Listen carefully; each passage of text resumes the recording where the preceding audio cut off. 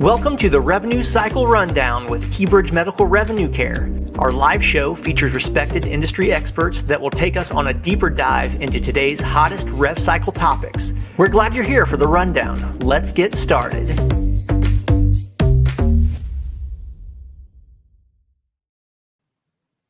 Hey everybody, it's good to be here. Welcome to the Revenue Cycle Rundown. I'm your host, Brian Garver. I'm excited to have you with us today. I'm excited to be here to chat about something that's really something I'm passionate about, and I know this industry's passionate about and growing and more passionate about, and that's vendor management in the healthcare provider world. And so when we decided we wanted to talk about this topic, I needed the expert, right? Who's the content expert in this industry? So I found him, and he's sitting here beside me today. His name's Daniel Hosey. Many of you probably know Dan. He's an industry veteran. He's been in this business a long time. He's extremely well respected. He's very involved in HFMA and other professional organizations. He's a fellow Ohioan, so I love that. He's not too far away. Dan is the Chief Development Officer for Blue Light, which is that exact thing that we were talking about earlier, a vendor management company in the healthcare revenue cycle space for providers. So we're going to chat about that topic today. And let me move this off my screen. One of the things that I got thinking about, I was thinking, Dan's from Southern Ohio, right? Yes. Down near Mason, Kings Island way? Yeah, literally 5 minutes east of Kings Island. Okay. So I got a great story for you guys. I always love to share something silly in the revenue cycle rundown. Everybody's familiar with Kings Island, right? Even those of you out of state, you've probably heard of it. It's one of the most famous, popular amusement parks in America. But here's a fun fact. Do you know what made it one of the most popular amusement parks in America? So you 70s trivia folks, you might get this. Dan's shaking his head because he knows where I'm going. Not necessarily. It's the Brady Bunch. Oh, right? yes. Sure. All of you Brady Bunch fans out there know that there was an episode that was filmed and produced at Kings Island, which is near Cincinnati, Ohio. Another fun fact. This was in the mid-70s, okay, when they produced that particular episode with the Brady Bunch there live at Kings Island. I was there. My mom and dad, us three boys, I was probably 5 or 6 at the time. We were there and still have the Polaroid photographs that my mom and dad were taking of Marcia Brady and Greg Brady running across with the tube of the engineering blueprints, that Mike Brady was there with on the show and trying to get, to his meeting, but they lost them, and they were on the water ride and they were on the roller coaster and all that stuff. So you're old. I am very old. It's funny. My wife and I, speaking of the Brady Bunch, she, were you a Brady Bunch fan, first of all? I can remember them, yes. Okay. Yes. Well, my wife, Sally, who's a first grade teacher, many of you heard me talk about her before. She is a diehard Brady's fanatic fan. Like, we have contests when a Brady Bunch episode comes on TV. We always joke. I'm like, okay, Sally, here it comes. Name this episode in 5 seconds. And she can. I mean, from the moment it starts, she's like, bam. And she'll tell you exactly which episode it is and so on and so forth. So that's good stuff. There's a little fun fact for you. So Dan, tell us a little bit about you, what you've been doing with your life. What's your background in the industry? Let's start there. Let's get to know you a little bit. Okay, sure. I've been in the healthcare revenue cycle space for a little over 25 years. Was really starting the organization pretty much out of school, right? And I was actually working for a large collection firm, Payco American Corporation, on weekends, just carrying accounts, right? And then once I graduated, there was an opportunity in the sales area. I received that opportunity and then moved into more of a Medicaid eligibility role with an organization, Medisys, for a number of years, which was purchased by First Source. And we moved over to Boulder Healthcare, which we moved to Cognizant over a period of time. And now I've been with Blue Light since 2019. Yeah. And just running the national sales for those various organizations. Yeah. It's funny how, here we are talking about vendor management today. and what that means to the industry. But you just already in a nutshell described a little the craziness and confusion that can come along with vendors in this space. Sure. I mean, you guys know it out there. I mean, there's been mergers, there's been acquisitions, there's name changes. This industry, from a vendor standpoint and a third-party support standpoint, has been rapidly evolving and changing. I mean, by the time you get used to working with a particular company, it's then been merged or acquired or changed or something, or right? I mean, is this what we're seeing? It is. It's constant. And when you think about the VP executive, the revenue cycle executive, trying to deal just with that small piece of the business, understanding who you're dealing with at the various vendor support organizations, what they provide, what additional services does that organization all of a sudden have to provide, have to deal with those contracts. Let alone, then you have to start really thinking about dealing with your own internal team, your managed care contracts, your payer contracts, your governmental payers, your private payers. Then you're looking at trying to identify technology and all the various things that I'm not going to be able to sit here and say exactly what the VP of Revenue Cycle or a director of PFS does on a day-to-day basis, but they're pulled in so many directions, right? Yeah. So, well, we were talking about that earlier. Dan and I met up for lunch today, and we're catching up.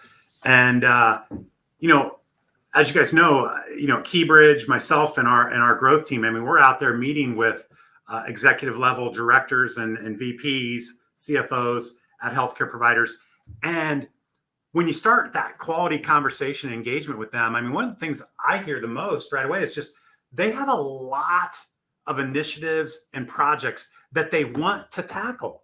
I mean, they want to tackle these initiatives and projects, but they have their plate's only so big. Sure. And they can only prioritize one thing at a time a lot of times. Right. And so it puts things off that they know they need to do. It gets put off for months, quarters, years, because there's just not enough time in the day for them and their team to do that. Would you say that's one of the biggest benefits of vendor management, outsourcing that, bringing in a third-party vendor manager for healthcare providers today? I would say so, that because again, dealing with all the various things that we just talked about, also trying to drive AR, right? Dealing with denials. It's a plethora of different things that they have to deal with on a daily basis and a weekly and a monthly basis. So the vendor management space has been an area that is growing within the industry. Blue Light has been very successful in that, being able to drive opportunities. And I think at the end of the day, what the revenue cycle executive is trying to do is make sure that they're putting time in all these different spaces where they're being pulled in so many different directions. So when it comes with dealing and interacting with their vendor partners, not just vendors, but their vendor partners that they select, they want to be able to make sure that they're measuring the effectiveness of those vendors, right? While they're trying to do all these other things. And that's where a Blue Light can come in and be able to provide that capsule and that data so that they can really make good decisions, be able to make decisions on a timely basis. We hear a lot when you talk about that is that, and it's one of the nice parts of our job is that clients will come to us and go, thank you, for the data, the reports, the scorecards, this technology that you've been able to provide to be able to measure the various vendors, because we didn't know how effective these vendors were. There's not, there was going to be but they really start to see some of these vendors are really mission critical. Dan, I'll add something to that. Even in our world at KeyBridge, we'll go out and bring on a new healthcare provider client, and we'll get integrated. We'll start conducting business. And as the months go by, we like to meet with them once a month or once a quarter for a business review, right? To share reporting, to share data, show them exactly how we're doing. Sure. But what happens a lot of the time is we'll reach out to schedule that business review meeting, and they're so busy. Right. I mean, they've got so much going on. They're juggling so many balls. You're right. They can't even at times take the time to meet with existing vendors to review performance and continuous improvement initiatives. And that's kind of what you're describing. I mean, Yes. what vendor management and Blue Light allows is a lot of times just for the healthcare provider to get to know their current vendors better and really see how well they're doing at times. Sure. And that is the case. Yeah. I think one of the benefits of a vendor management to not only the client, the health system, but also the vendor partners. Again, the vendors select, the clients select those vendors, is that you're able to put structure around the whole process. Yeah. Because a lot of times you may get a contract with a provider, right? And then all these other things start happening, and then being able to get that business flowing. It made sense. You went through the contracting stage, Yeah. the RFP process, or whatever it would be. You've signed contracts, and then sometimes it can just stall, right? But that's where, really, in essence, if you think about Blue Light, you think about our organization as somebody that provides engagement, right, to the provider. But before you can have engagement, you got to have structure. You got to be able to, this is the process. This is what you bought, Mr. Provider. This is the contract. We're making sure that that's all set up. Get that business flowing back and forth, right? And so then that way you can start to see the benefit of that partnership. So you have to have structure. You have to have engagement, Yeah. right? Yeah. Then when you have the vendors, partners engaging in what they promised, then they're going to devote the resources, right? Because let's face it, and clients don't like to hear this, but it is the facts, is that when you sign on a new contract with a vendor, you're in competition with all their other clients. I mean, it's you just don't want to hear, but it's a fact. And so what we think we bring to the table is, again, engagement with those vendors, the structure, the engagement. Then you have the resources. And then once you have those resources and you're watching it all the time and being able to provide the analytics and the scorecards and the reporting, then you are going to have enhanced performance. Yeah. You just are. You know, it's funny. Measuring something does create best performance, enhanced performance. I've often said this in some of the master classes that maybe some of you out there listening to this have seen.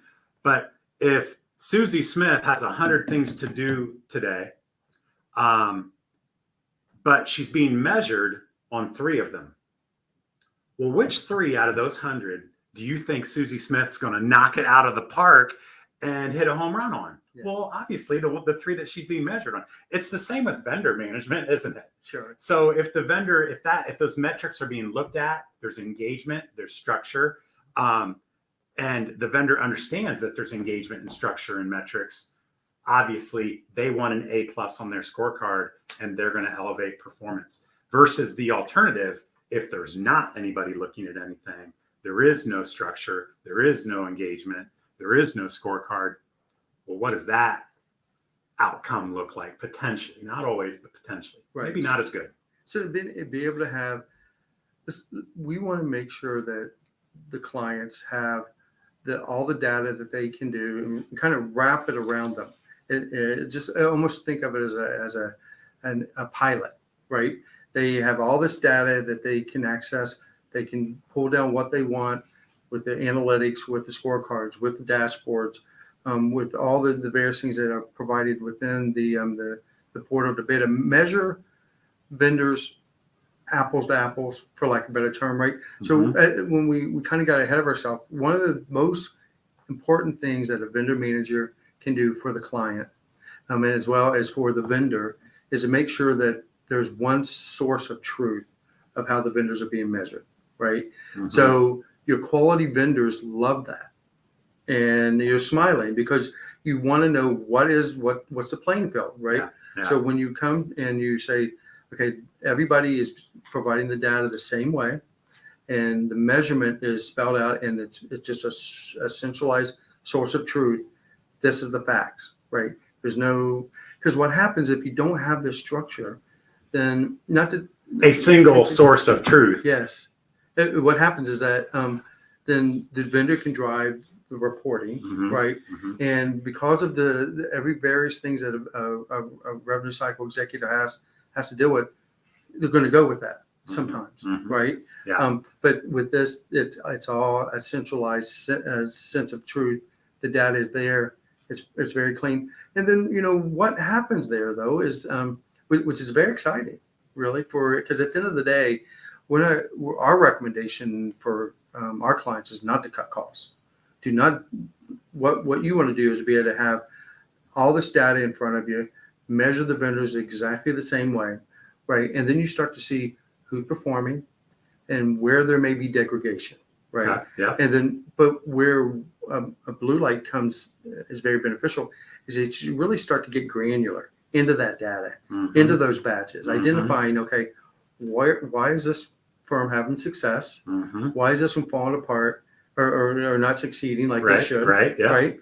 And it really comes down to, at the end of the day, what is it? Technology? Did they add? Are they working the business more often? Is it more resources? Yeah. Why is there a difference between, vendor A and vendor B, for example? And then that is all provided to the client, and then they can measure that and they can identify where their business should go. Yeah.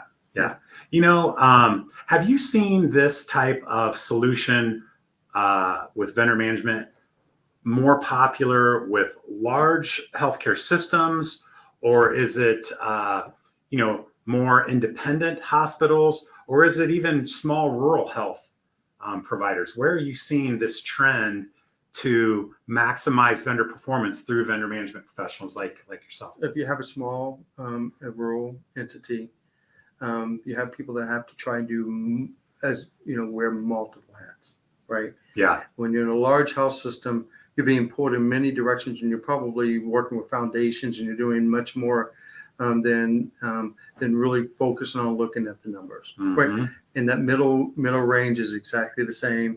You have just so many things that are pulling at you all the time. So when it comes to the vendor partners that you've identified that are going to be on your team, right? And once you go through this and you do the onboarding and you create the portal, then what you're able to see is just then who is devoting the right resources, who is engaging in my business. And so I don't think it really, we have clients at all different sizes, large, multi-health systems. Yeah. That middle range, the 90 hospital health systems. Yeah. You have that middle range of maybe 10, 15 health systems. And then we have standalones, right? And it's very beneficial to each one of them. And, each one of them is customized, unique in regards to being able to create KPIs that meet their needs. We have standard KPIs, and we are constantly modifying those and enhancing those. And there's specific things that we recommend to measure. Yeah. But then it's the client business, and they have things that they want to measure, and the matrix that we need to create. But it can be all different size health systems. Yeah. One thing I've noticed in the healthcare provider world is we're out chatting with those folks. A lot of times they're so being pulled in so many directions. They're so busy. They don't know for sure how their current vendor's performing.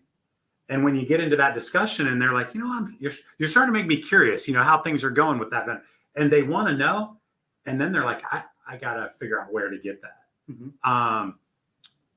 And that's a perfect example of just of having data available and at your fingertips 24/7 with a vendor management system. Is that accurately stated? That's a great point, because you are, like, when you're getting ready to go into a meeting or what have you, or that you're being questions coming from your CFO.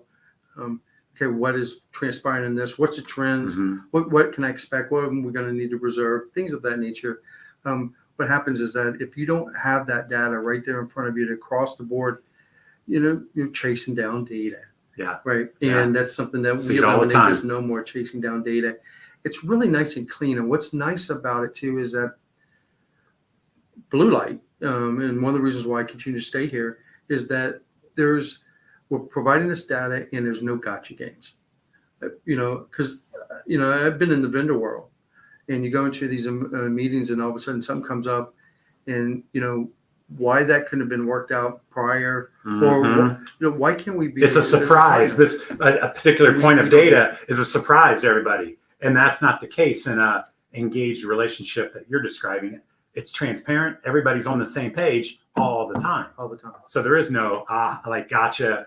The surprises I never thought of that. That makes great sense. Because, at the end of the day, the vendors, I mean, look at the resources that you put in, the training that you put in, the recruiting that you put in. There's these various processes and items that you're providing to the provider. If you got to let the vendors pull off the shackles, let them do the work. There's a reason why you hired them, right? And when you measure that and let them do their business, 99 out of 100 times, they're going to perform at top level. We're just going to point it out for you. And so you can really see that you made the right decision. Yeah. And you can have confidence in that. And you can send that information upstream as a healthcare provider.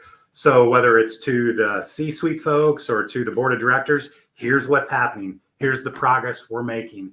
And here's how we're projecting, that continued success, things like that.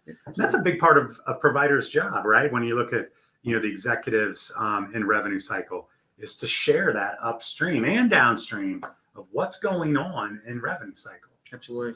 So another question, we're already at 21 minutes into this, time's flying.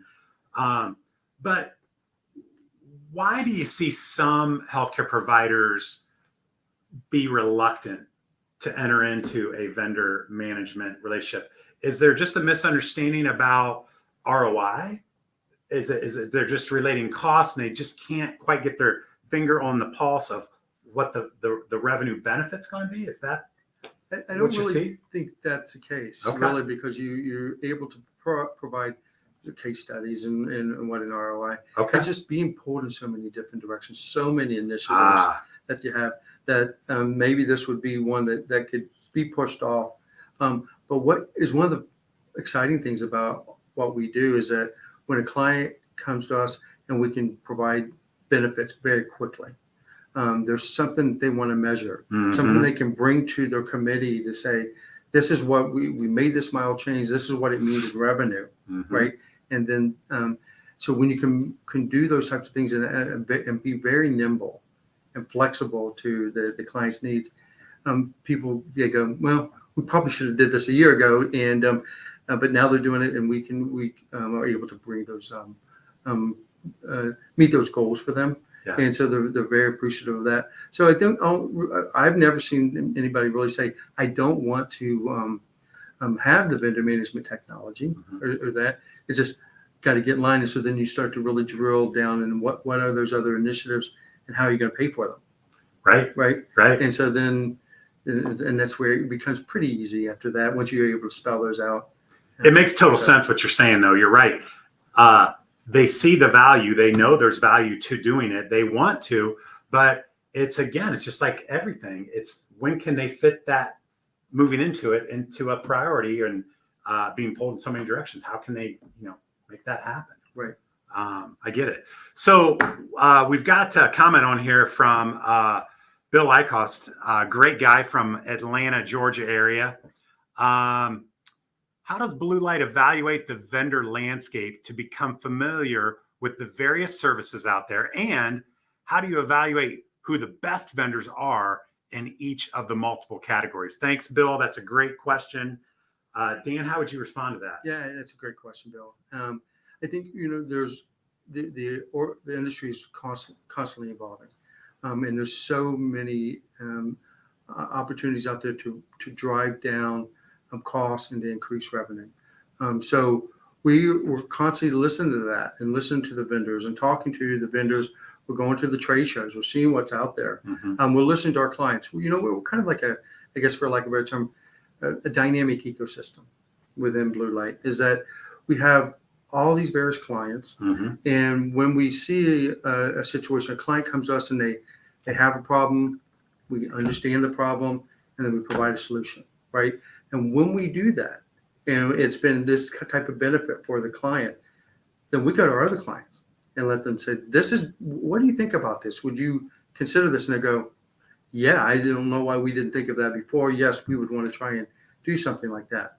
But kind of back to that question, we're always open to be able to listen to open opportunities that are out there. What's in the landscape. What's been successful for other clients is really what we'd be interested in, right? Clients make their own decisions on which providers we can provide. We do lay out ideas of what we've seen has been successful, right? Who's been successful, but at the end of the day, it's client, and we're here to support that decision. You provide facts, data, evidence, metrics, so that at the end of the day, the client, the healthcare provider, can make sound decisions about next steps. Absolutely. I wish I would have said it that way. That was very good. I got it though. And that makes a lot of sense.